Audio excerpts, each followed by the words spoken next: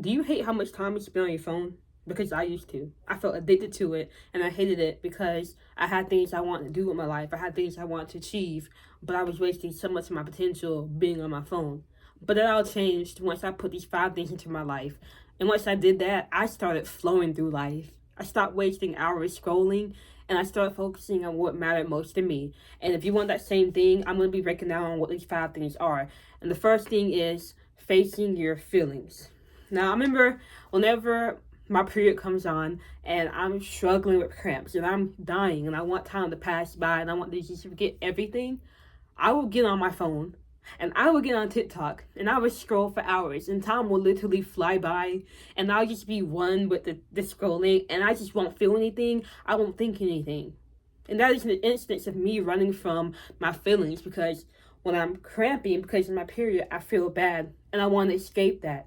And so I run to my phone. In that case, it's nice to run from your feelings, but in most cases, it is not okay to run from how you're feeling.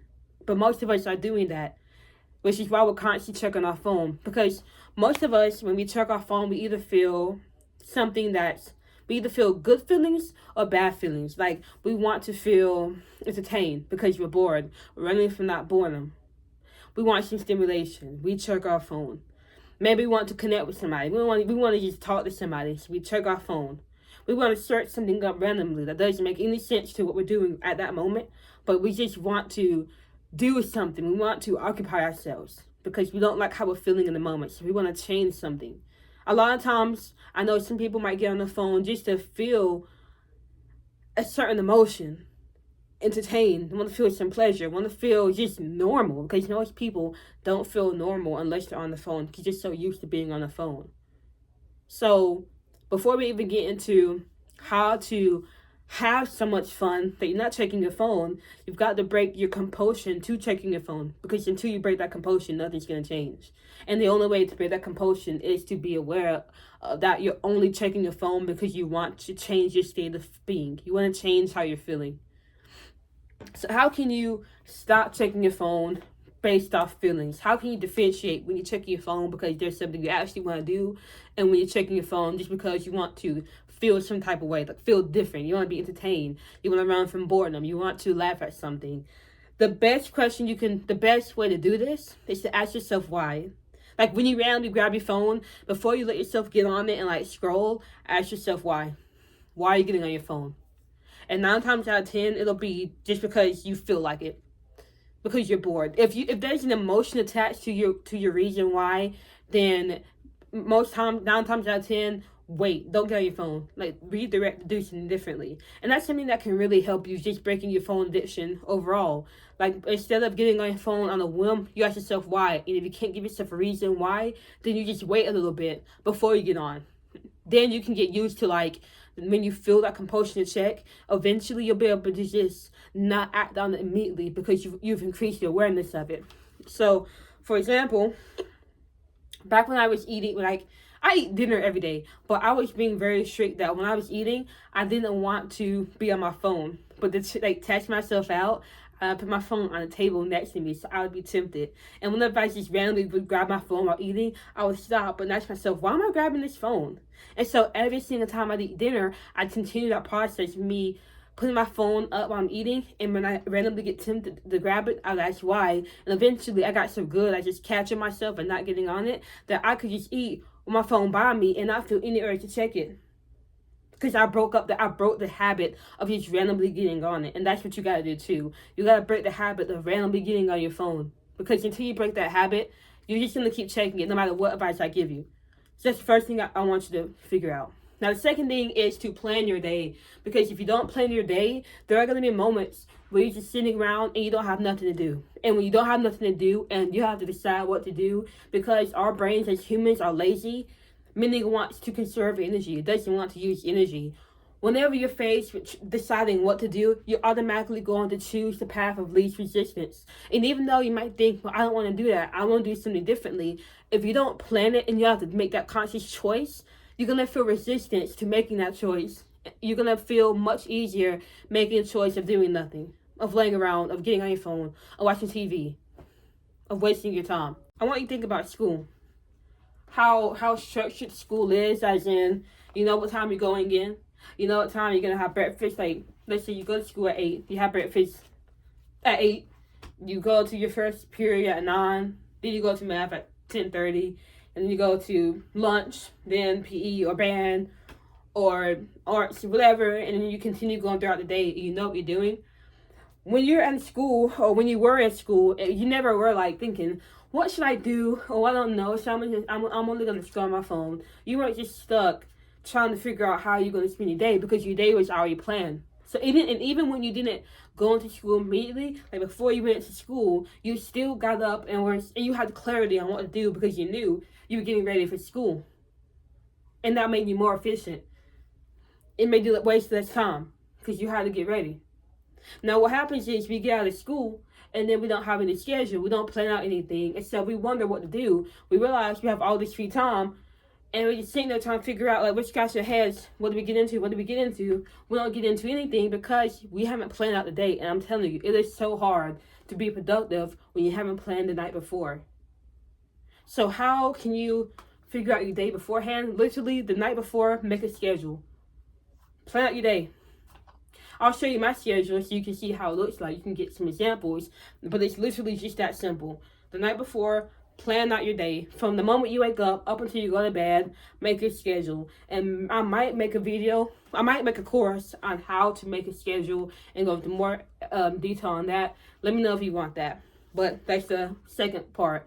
Plan out your day, because when you know how the day is going to look before you even started it, it makes it so much easier to go down that path and do what you said beforehand, rather than not having no plan, going in to the darkness, not knowing what to do, and so you just result to what's easiest, which is being on your phone.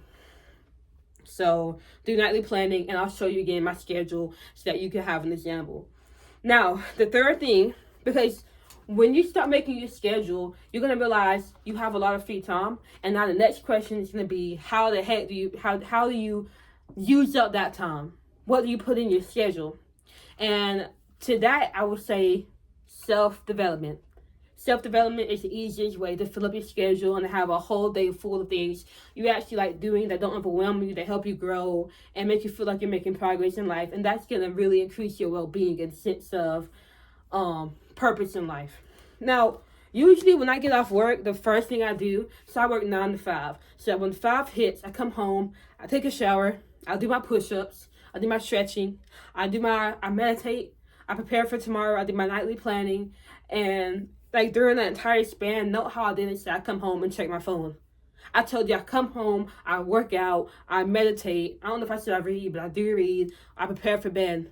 I'm doing things that matter to me, that follows under self-development. And I structure my day after work that way because I have nothing else to do. Like if I didn't have self-development, if I didn't have these habits, these good habits I want to do, then I would just be on my phone. I'd be on YouTube right now, on YouTube Shorts, just scrolling through the shorts. So that's something you can lean into, adding self-development. Now the question is, how do you self-develop? First, you want to figure out the areas in your life that matter to you. And I'm going to give some areas up here that you can pick and choose from. For me right now, the areas that matter to me, I have my weekly goal board right here. So I'm going to read it out. Entrepreneur, family woman, athlete, student, and spiritual. So those are areas in my life that matter to me. So I set intentional goals and habits I want to do underneath things that matter to me. And I put that into my schedule. So underneath athlete, I have do push-ups for 5 days out of 7 this week. So obviously after work, I'm going to be doing push-ups. For student, I have read 14 times. So obviously when I get off work or before work, I'm going to be reading. So notice how because I have areas in my life that matter to me, I'm able to decide what actions do I want to take underneath each area. And now I can put those actions into my schedule. So hopefully that makes sense. So when you have your schedule, you're planning it out, add in more elements of self-development. And some things you can add in that, like off the top of my head, is reading, writing, meditating, journaling, watching educational video and taking notes on it, being in silence, planning out your day, calling up your friends, family, things like that. Even cooking, like meal prepping, things like that. All right. So that's the next thing. After that, is mastery, gaining mastery. And before I get into gaining mastery, I want you to understand that by adding these things into your life, the goal with all of this, with facing your feelings, so you aren't checking your phone, planning out your day, and adding elements of self-development into your schedule so that you can have more stuff to do throughout the day. The ultimate reason why we're doing this is because if you have free time, if you do not allocate the hours you have, you are going to automatically choose to spend your time doing nothing. So when you can make a schedule and you know exactly what you're doing from the moment you wake up until you go to sleep, now you're allowed to flow through life without making any decisions. You just go from activity to activity to activity. You don't have to think anymore because you did the thinking earlier. And so now you're not automatically going to be on your phone. You'll be following your schedule. So I just want to reiterate that so you understand why this is also important. So the next thing is mastery. So I post content on YouTube, not to grow a following, even though that would be nice, and that's gonna happen. The main reason I got onto YouTube was because my ultimate goal is to be on TED Talk, and TED Talk is kind of going downhill. So by then, probably there'll be some other big event, public speaking event. But I want to get on TED Talk for the sake of this video because I just want to inspire people, and I want to speak to thousands of people and captivate the audience. And so that's what I want to go mastery in. So I post videos, I make videos to practice public speaking, to practice captivating the audience. And I've been doing this for like 3 to 4 years now. When I first started, I literally could not go on I couldn't talk like this. I couldn't have, without a script. Like I have a script, but it's really bullet points in this tiny book. So I can't even fill it up.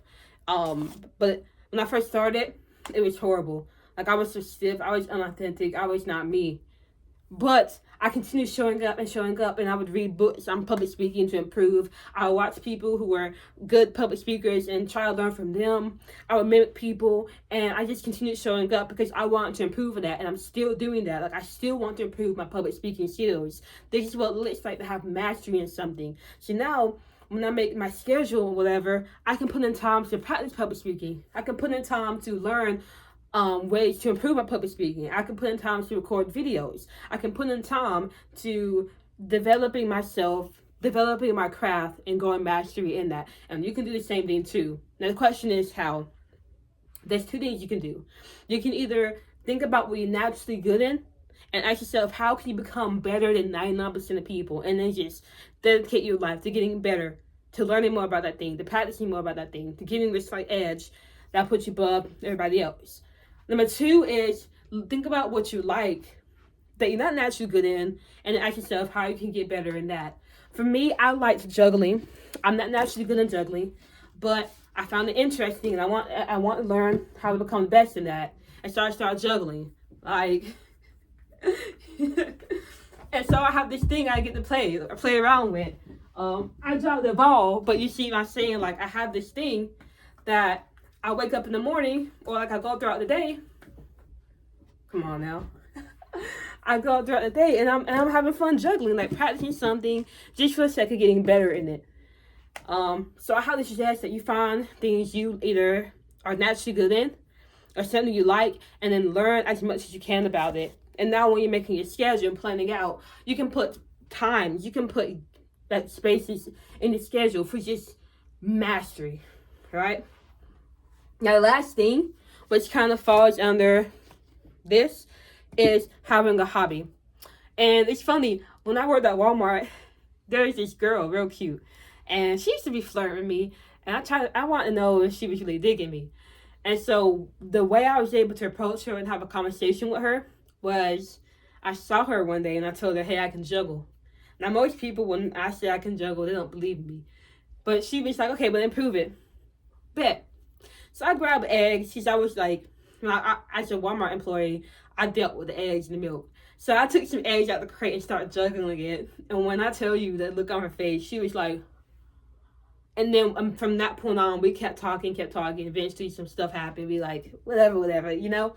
But the only reason I was able to do that was because I was invested in that hobby. And I was practicing it. And I wanted to get better in that. And it was fun.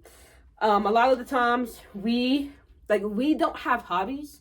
So we get on our phones because that's the only source of entertainment we have. But I'm telling you, it is so nice to find things you enjoy doing and to do that outside of your phone. Like, I have juggling, I have this yo-yo I've been practicing, I have books that I read, I have this one contraption where you put this on your hand and there's a ball and you just punch the ball. Like, I have so many different hobbies. I got into skateboarding, another hobby is writing. Like, there's, puzzle, there's things I do that doesn't require my phone, because you will get bored more times than not when you're not always on your phone. And the way to replace that boredom and not run from it to your phone is to have hobbies. Most of the times when I'm just sitting around, have nothing to do, right now I'm learning this yo-yo. So most of the times when I'm just sitting around, standing, even last night, I'm on the phone with my friend and I'm just playing with the yo-yo. Just playing with the yo-yo. Because I have nothing else to do. And I didn't want to spend my time just being aimless on my phone, even though I was on my phone talking to my friend. But you get the sense, like, when you have moments of nothingness to nothingness, instead of getting on your phone, you'll have the opportunity to practice a hobby and get better in it. So how can you do this? What hobbies can you get into? Ultimately, it comes down to what you like. What are you into? You can do whatever you want. Is it coloring? Is it, when you make stuff, when you knit stuff, playing the guitar, the piano, making music? Whatever it is, you're allowed to do that. Even if it's not making you money. Because I know some people don't want to do nothing unless it makes them money, or they feel guilty if they're not doing stuff that make them money. I'm here to tell you it is okay to have fun. In fact, it is imperative that you have fun, because that's how you can succeed in life. The people having more fun, the people that are having more fun and are happy in life, those are the people that are succeeding. Not the people who are just working hard. Because the saying is work hard, play hard, not just work hard. So you gotta play hard too, and having hobbies instead of scrolling like aimlessly dead on your phone is a good way to have fun, have real fun. So if you do those 5 things, you'll be so focused through life. You'll literally be flowing through life because you have a whole schedule you're following, like I'm doing right now. Like, you're gonna see, like, here's the schedule. I'm literally following it down to a T, which is why I'm recording videos. You have that. You fill it up with self-development, mastery, and hobbies, and you will not be checking your phone for nothing. And then people be getting mad at you because they'll be like, I called you, why you ain't even answer my phone? And you'll be like, I didn't even know I wasn't on it.